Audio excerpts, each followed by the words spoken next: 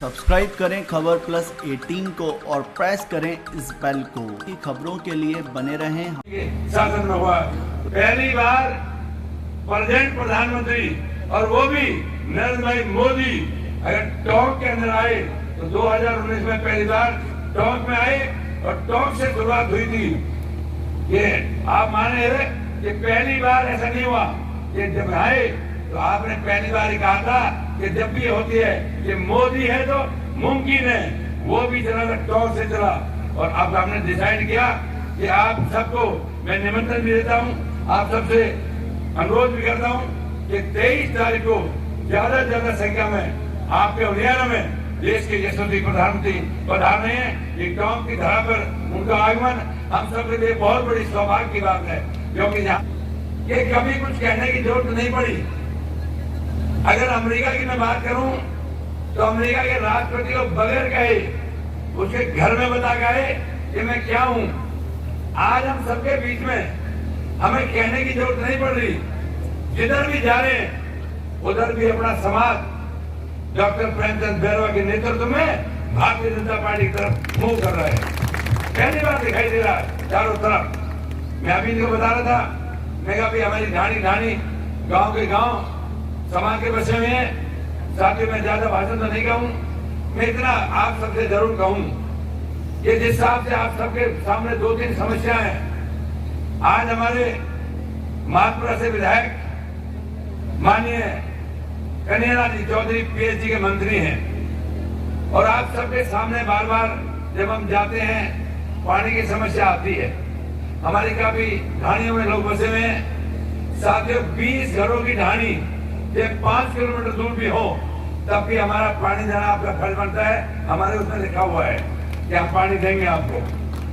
आप सबको जो बहुत बड़ी समस्या है, मैं काफी गांव के दौरे किए हैं। आप सबके सामने एक बहुत बड़ी समस्या है कच्चे मकानों की, चाहे वो चरागाह में बसे हो चाहे सवाई चक में बसे हो। मैं आपको इस मंच के साथ आश्वस्त करना चाहता हूँ कि अगले 1 साल के अंदर बगैर किसी निसंकोच आपका एक मकान पक्का बनेगा।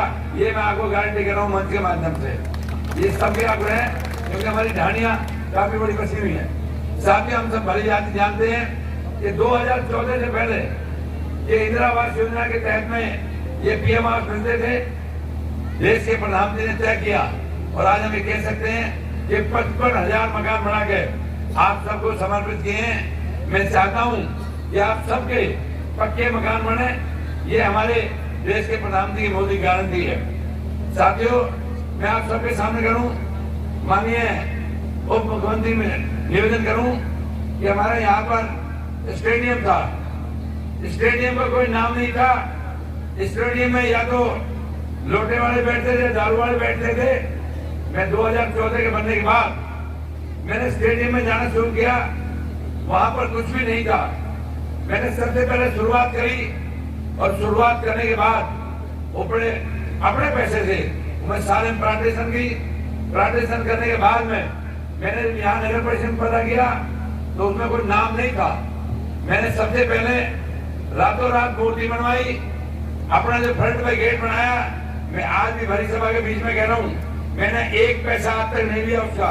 अपना धौलपुर का पत्थर लगाया, सारी चीज करके दी और बाबा साहब की मूर्ति लगा के डॉक्टर अर्जुन राम मेघवाल को मैं बुला के लाया और उसका उद्घाटन किया।